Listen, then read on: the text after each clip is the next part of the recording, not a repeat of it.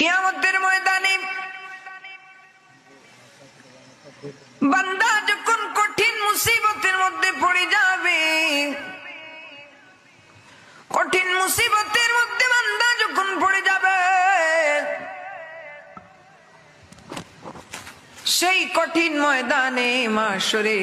আল্লাহ রাব্বুল আলামিন বান্দারে ক্ষমা করবার জন্য এক একটি করে উসিলা তালাশ করবেন। বান্দার নামায় আমল খোঁজা হবে, নামায় আমলের মধ্যে গুনাহ ছাড়া আর কিছু নাই, গুনাহ ছাড়া আর কিছু নাই। কিন্তু রাই পরিমাণ কিছু সওয়াব, কিছু নেক আমল পাওয়ার কারণে, রাই পরিমাণ কিছু নেক আমল করার কারণে ময়দানে মাশরে আল্লাহ রাব্বুল আলামিন